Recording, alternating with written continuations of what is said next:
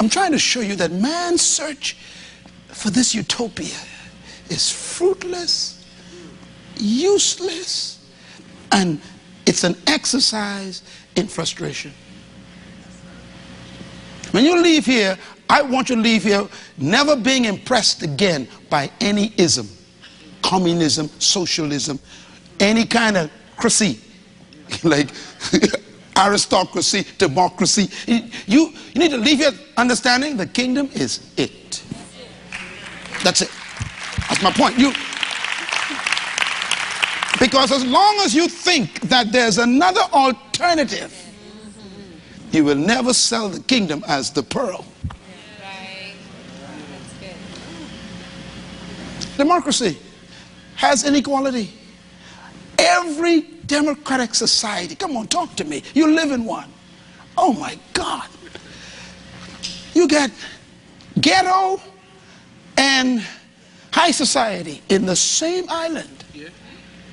We call it equality. I have another word for it. Inequality. Rich versus the poor. Democracy. Abuse of privilege. You give a guy power in democracy, he starts getting stuff under the table.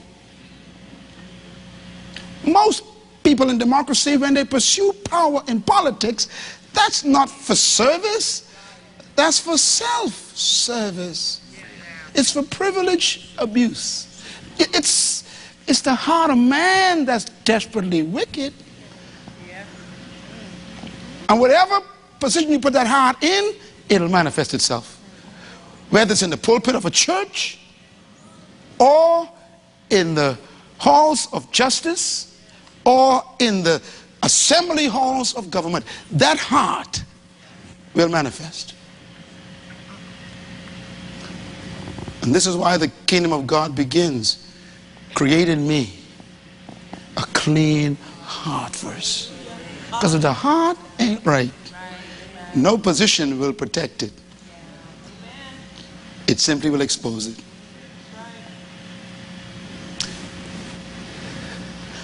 So here's what I call democracy. The freedom experiment.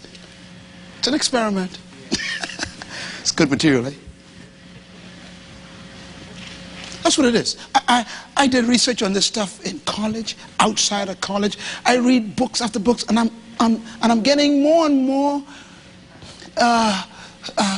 just depressed over man's feeble attempt to fool himself that he is smart. We ain't that smart. No wonder why God says, you are all like sheep, gone astray, each one to his own way, and therefore the Lord had to put all of that on himself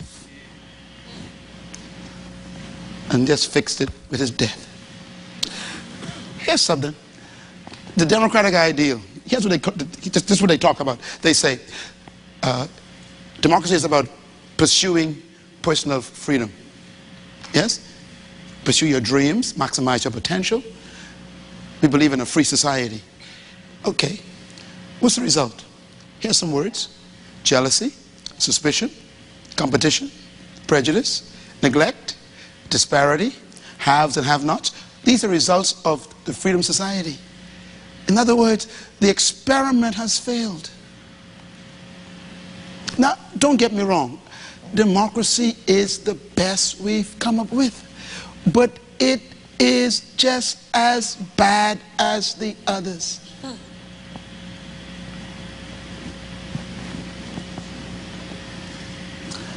I heard a term the last few years, democratic dictatorship.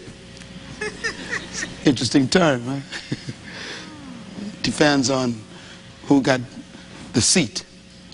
But the experiment, we've become imprisoned by our own pursuit for freedom. And so I present to you tonight, therefore, a simple conclusion, the source of our desire. And write this down real quick. Why man is searching. Here's why man is searching. Because all humans want the same thing. I beg you to understand, you and I are the same. But here's the problem. We are looking for the same answers to the same questions, but we use different routes and systems to try and find them. This is where we get this idea about Unitarianism.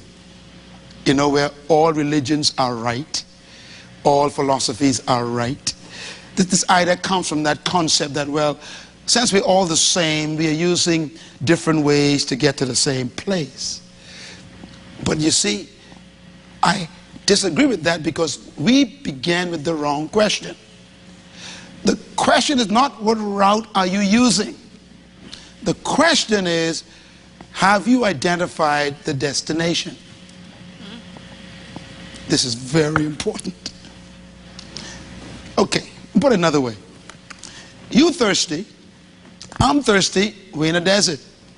And somewhere in the mountains far away is a pool of cool water. You decide to go that way, I decide to go this way. Now, what's important, the journey or the water? Huh?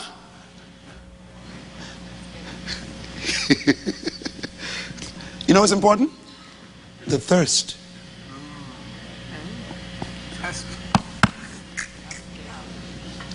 You think it's the water. The water is the solution to the thirst. So the question should be, what are you thirsty for? Because you might not want water. So once identify what we both thirsty for, then water becomes the answer. So the human search has more to do with the question, what are we searching for, than what route are we taking? Let me tell you why. Okay, I gotta demonstrate this. Every one of you need water, but each one of my friends over there have different things. He got a bag of rocks, a bag of sand, a bag of leaves. He got a bag of plastic jars.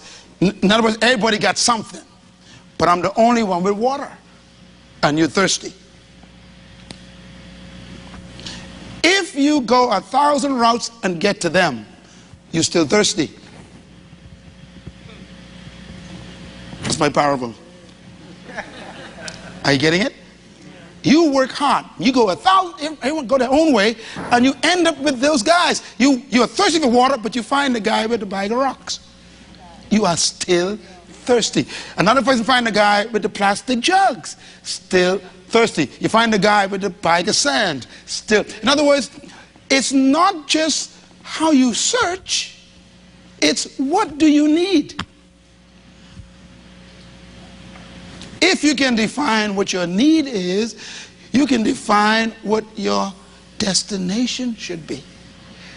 Your destination for thirst is water, not just people with other things. Is this getting through? Yes. Oh, this is so exciting to me. Because you see, we don't take time to think about what is the human searching for. And remember, all humans are searching for the same thing. They just don't know what it is.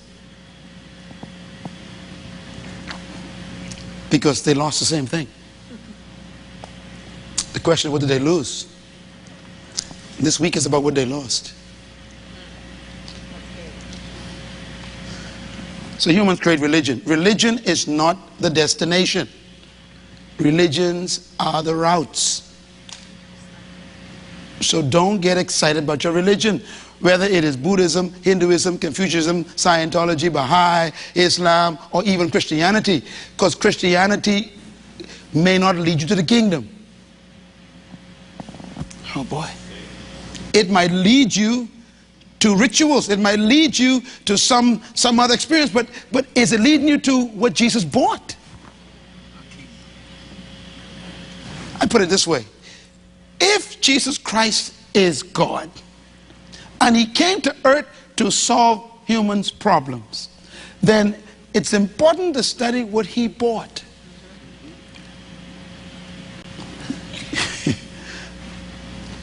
I put it another way, if someone is taking Tylenol, what do you think is wrong with them?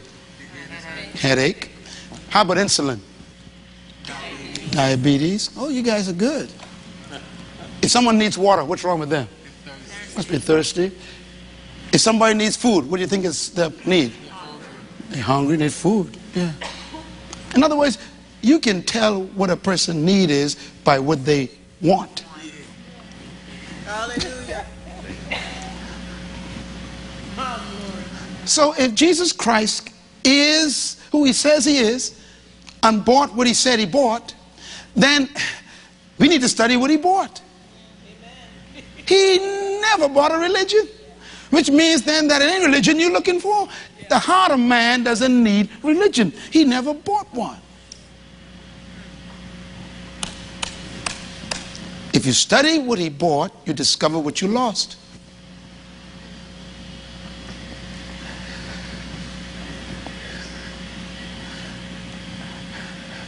So I go to see seminary, spent 4 years, and they never told me what he bought.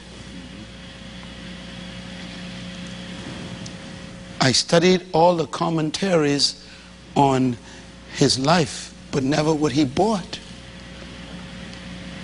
So I know everything about St. Augustine and his struggles with his sexual problems, which made him hate earth and fall in love with heaven, because he could not control his passions. And therefore he created a theology of escapism. And that's the foundation of the Catholic and Anglican Church, is St. Augustine's theology, which was built on his struggles. They never taught me about Jesus and what he bought. If I was St. Augustine, I too would want to lock up in a monastery and hide because I couldn't handle my loins.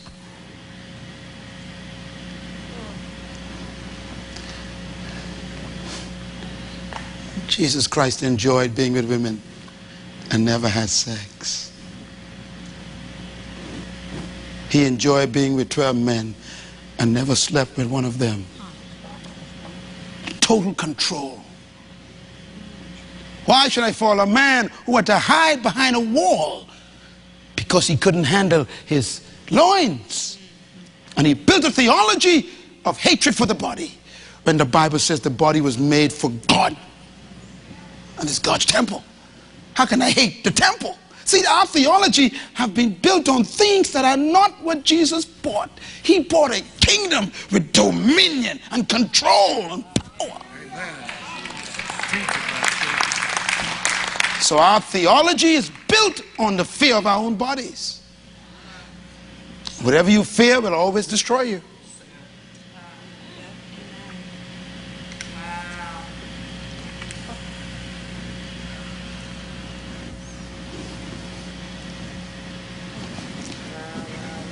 What's destroying the church? Our bodies. We've learned to hate it. He made it. The last thing he said about the body was, this is good. He loves it so much he wants to live in it. And we hate it. Friends, all religions are a result of the search. And we create this passion. Because we're all searching for someone we lost and something we lost. We search for what we call the supreme being, divinity, the big man upstairs. They call him all kinds of things. Eh? I mean, even the atheist makes me smile. The atheist believes that the guy who is there doesn't exist. Let me say it slowly. The atheist believes that the guy upstairs doesn't exist. So they believe. They got faith. Belief means faith. So there's no atheist on earth because he believes there is no guy up there. So that's his faith. Now, he better be right. That's the issue. I'm not impressed with atheists. They got faith.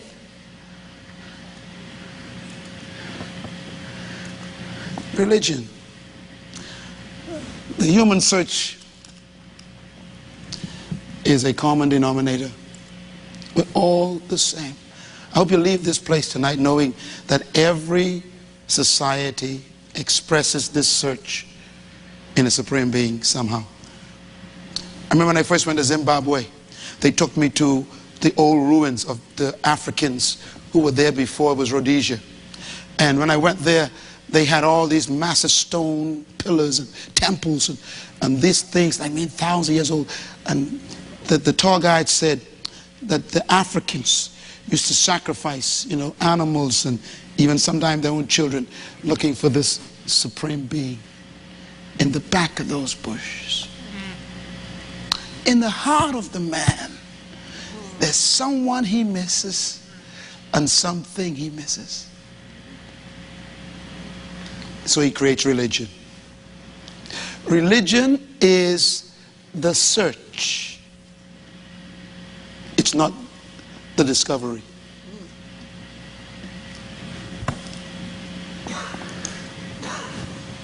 Trust no religion. They are just a search. What you want to find out is, what did I miss? What did I lose? Because that determines which one of the guys have the right basket.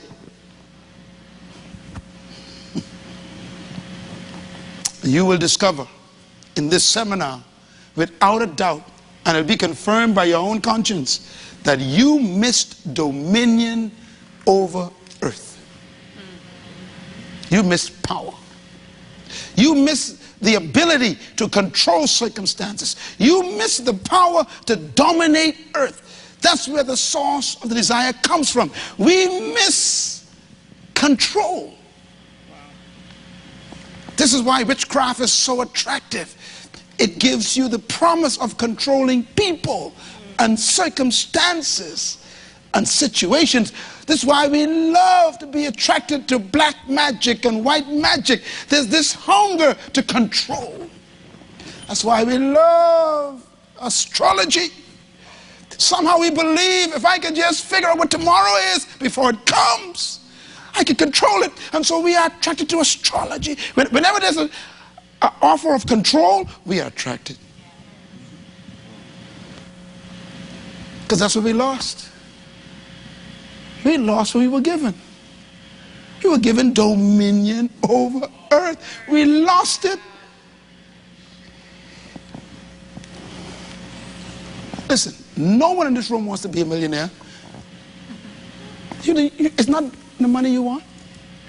It's control. It's the control the money gives you. It gives you the power to control what you eat, what you wear, where you live, what you drive. You want to control. So it ain't the money. It's the dominion it gives you. You want to be in charge of the department. You want your own business. You know why? It's the control. I got you. I know what you want. That's why when Christ came, matter of fact, the last promise Jesus gave his students was this: you shall receive power. In other words, I know what you're looking for.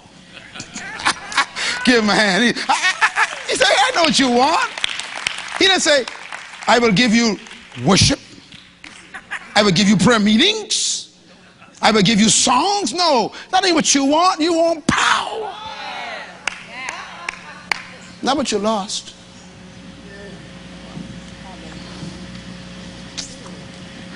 And this search is not a choice. It's a necessity. And that's the power the search gives you as a kingdom practitioner. When I walk in, I just came from Brazil 3 days ago. Standing in the front of 10,000 people. I stood up there with no fear. They were all business people, man. Just powerful, packed room. I stood up there with joy. Walked and grabbed that microphone with confidence. Knowing what all of them want. They don't want money. They want power. I got them. See, once you know what they need, you're in control. They gave me 10 standing ovations. Every word. Boom, yes. Boom, yes. It was all kingdom stuff.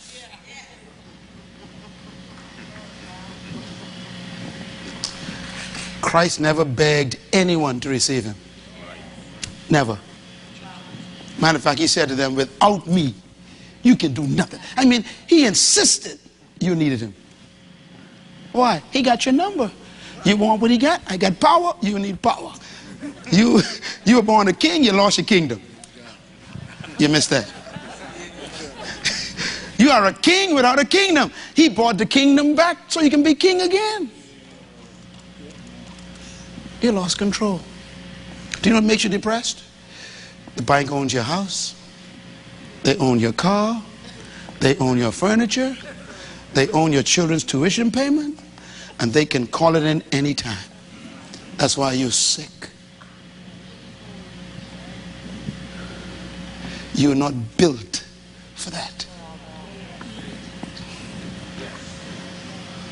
Your blood pressure can't take it. The cells cry out saying no. And so the tumor starts to grow and you're growing and you wonder, why am I so sick? It's because the pressure. You ain't built for it. The Bible calls it worry. The world calls it stress. I call it lack of control. You know what feels good? When you pay a bill off. Come on, y'all talk to me a little bit. On the last bill you paid off, you felt like running down the street saying, yes! Why? You tasted dominion for a brief moment. You were in control. I prophesy this will return. This will return. You'll see. When you begin to understand this kingdom revelation, you begin to see things that used to make you worry now make you smile. Well, we pick up here tomorrow morning. Take a deep breath. Thank you for joining us tonight.